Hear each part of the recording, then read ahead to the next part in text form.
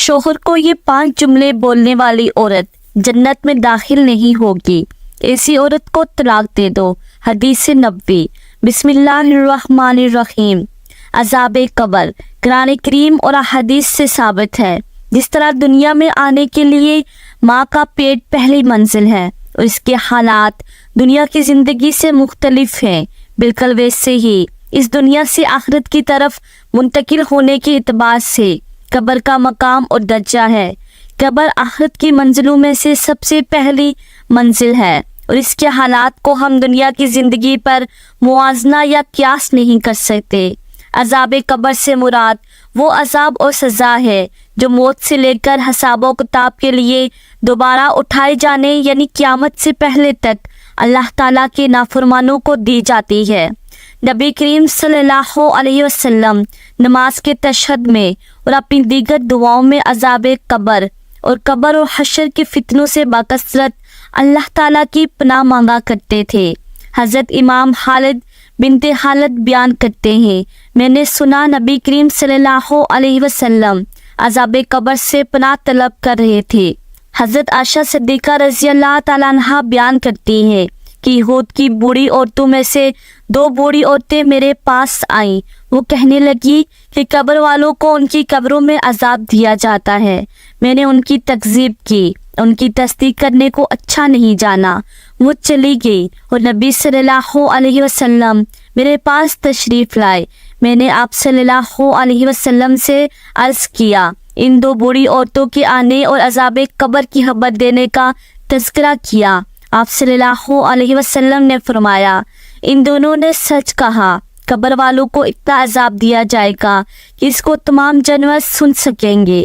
پھر میں نے دیکھا کہ آپ جب بھی نماز پڑھتے تو عذاب قبر سے پناہ طلب کرتے۔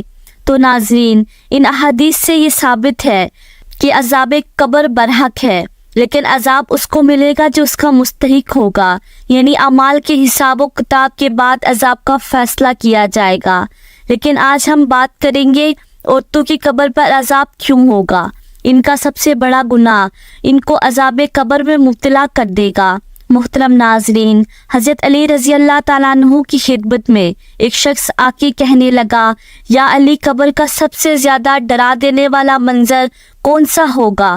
بس یہ کہنا تھا تو حضرت علی رضی اللہ تعالیٰ عنہ نے فرمایا، اے شخص، قبر میں سب سے ہیبت ناک اور خوفناک منظر اس عورت کے لیے ہوگا جو اپنے شوہر کی نافرمانی کرتی ہے۔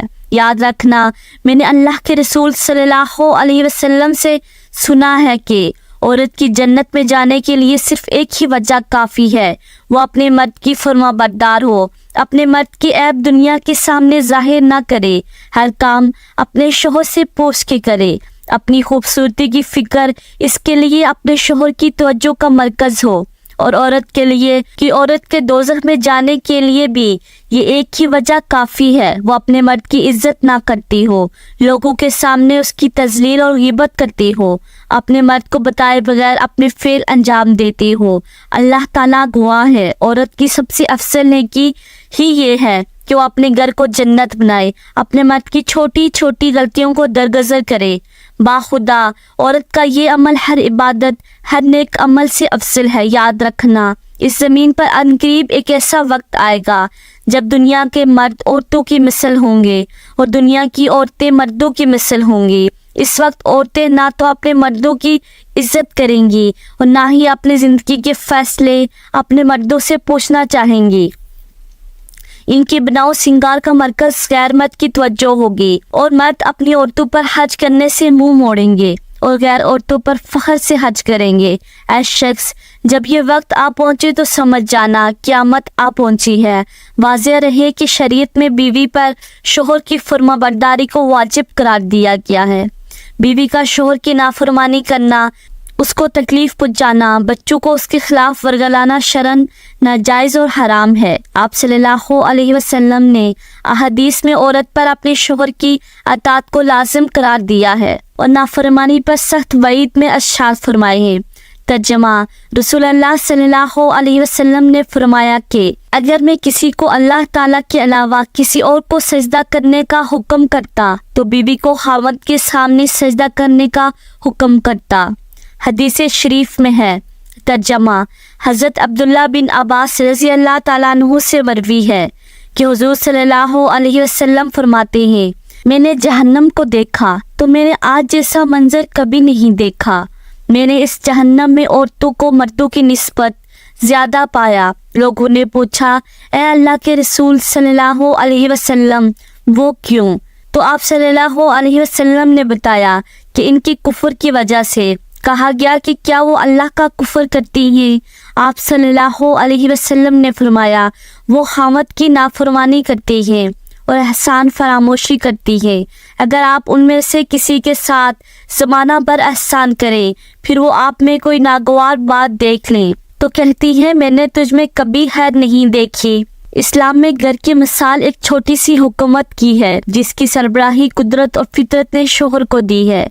بیوی اس حکومت میں شوہر کی مددگار اور اس کے مال و آبرو کی حفاظت کرنے والی ہے۔ اگر کسی موقع پر بیوی کے رویے میں ایسا بگاڑ آ جائے کہ اس حکومت خاندانی کی ٹوٹ پھوٹ کا خطرہ پیدا ہو جائے تو شادی شدہ زندگی بچانے کے لیے قرآن پاک نے شوہر کے لیے چند ایسے طریقے بتائے ہیں جس سے آسانی سے مسئلہ حل ہو سکے۔ چنانچہ اس سلسلے میں قرآن مجید کا ارشاد ہے، مرد عورتوں پر محافظ ہیں، اس لیے کہ اللہ نے ان میں سے بعض کو بعض پر فضیلت دی اور اس وجہ سے بھی کہ مرد ان پر اپنا مال خرچ کرتے ہیں۔ پس نیک بیویاں اطاعت گزار ہوتی ہیں، شوہروں کی عدم موجودگی میں اللہ تعالیٰ کی حفاظت کے ساتھ اپنی عزت کی حفاظت کرنے والی ہوتی ہیں۔ تمہیں جن عورتوں کی نافرمانی کا خطرہ ہو انہیں نصیحت کرو یا پیار سے سمجھایا جائے، اور اگر نہ سمجھے تو انہیں اپنی بستر سے الگ کر دو، اور اگر پھر بھی نہ سدھریں تو ان سے عارضی طور پر الگ ہو جاؤ۔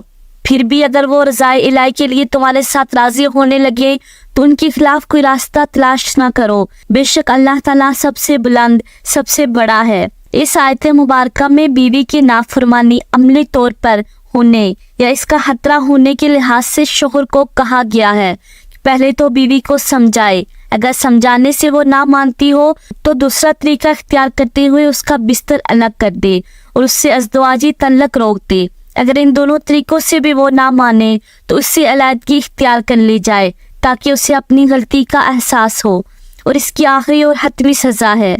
حضرت نوح علیہ السلام کی نافرمان بیوی کا کیا انجام ہوا؟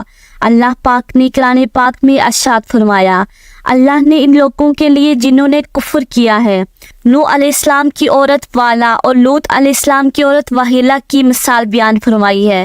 وہ دونوں ہمارے بندوں میں سے 2 صالح بندوں کے نکاح میں تھی، سو دونوں نے ان سے خیانت کی، پس وہ اللہ کے عذاب کے سامنے ان کے کچھ کام نہ آئے اور ان سے کہہ دیا کیا کہ تم دونوں عورتیں داخل ہونے والوں کے ساتھ دوزخ میں داخل ہو جاؤ، تو معلوم ہوا کہ شوہر کی نافرمانی کرنے والی عورتیں سیدھا جہنم میں داخل ہوں گی، اور اس کے ساتھ سخت عذاب کی وعید آئی ہے۔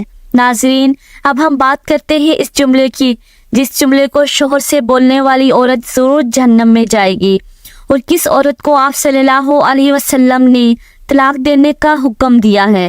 اس سے پہلے حدیث کی روشنی میں ہم آپ کو ایک اور حیران کن معلومات فراہم کریں گے۔ اگر عورت اپنے شوہر کے ساتھ یہ ناممکن کام کر لے تب بھی وہ شوہر کا حق ادا نہیں کر سکتی۔ محترم ناظرین، سیدنا انس بن مالک رضی اللہ تعالیٰ عنہ سے روایت ہے کہ نبی کریم صلی اللہ علیہ وسلم نے فرمایا، کسی بشر کے لیے اجازت نہیں کہ وہ دوسرے بشر کو سجدہ کرے۔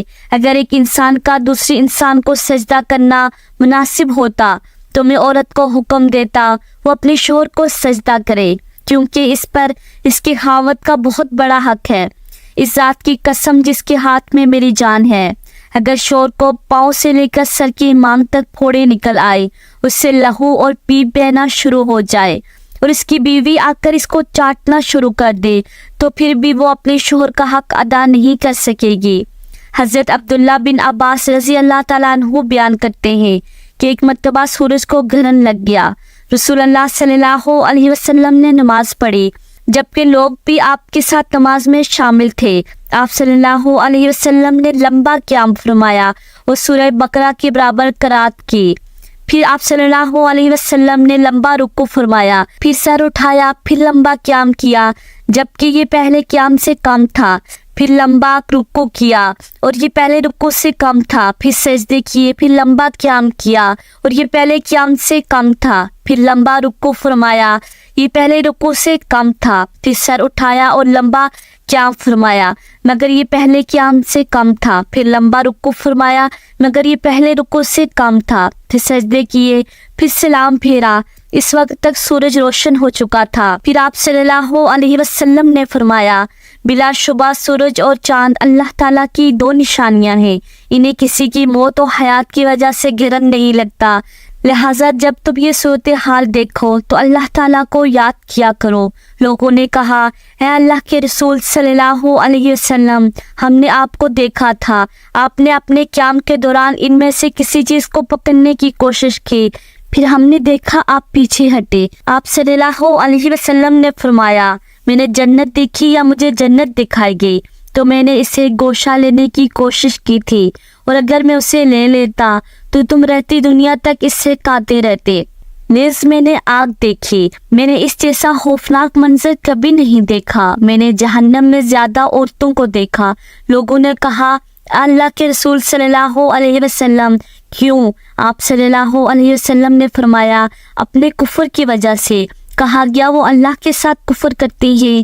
آپ صلی اللہ علیہ وسلم نے فرمایا، نہیں، وہ خاوند کی ناشکری کرتی ہیں اور احسان فراموش ہیں۔ اگر تو ان میں سے کسی کے ساتھ ساری زندگی حسن سلوک کرے، پھر وہ تجھ سے کوئی ناگوار چیز دیکھے تو کہیں گی، میں نے تجھ سے کبھی کوئی اچھا سلوک نہیں دیکھا۔ یہ ہے وہ جملہ جس جملے کو شوہر سے بولنے والی عورت جہنم میں جائے گی۔ طلاق کا شمار اللہ تعالیٰ کے بڑے ناپسندیدہ کاموں میں سے ہے۔ آپ صلی اللہ علیہ وسلم نے کس عورت کو طلاق دینے کا حکم دیا ہے؟ حدیث ملاحظہ فرمائیے۔ سیدنا لقیط بن صبرہ رضی اللہ تعالیٰ عنہ سے روایت ہے، وہ کہتے ہیں، میں نے کہا، اے رسول اللہ صلی اللہ علیہ وسلم، میری ایک بیوی ہے، وہ بڑی زبان دراز ہے اور مجھے اذیت دیتی ہے۔ آپ صلی اللہ علیہ وسلم نے فرمایا، اسے طلاق دے دو۔ اس نے کہا، میرا اس کے ساتھ پرانا ساتھ ہے اور اسے میری اولاد بھی ہے۔ آپ صلی اللہ علیہ وسلم نے فرمایا، پھر اسے روک لو اور اسے بھلائی کی تلقین کرتے رہو، اگر اس میں بھلائی قبول کرنے کی صلاحیت ہوئی تو وہ قبول کر لے گی۔ اللہ تعالیٰ سے دعا ہے کہ بیوی کو شوہر کا فرما بردار بنائے، اس کی اطاعت کرنے کی توفیق عطا فرمائے اور ہر میاں بیوی کے درمیان محبت قائم کرے۔ اللہ پاک ہمیں بہتر عمل کرنے کی توفیق عطا فرمائے، آمین یا رب العالمین۔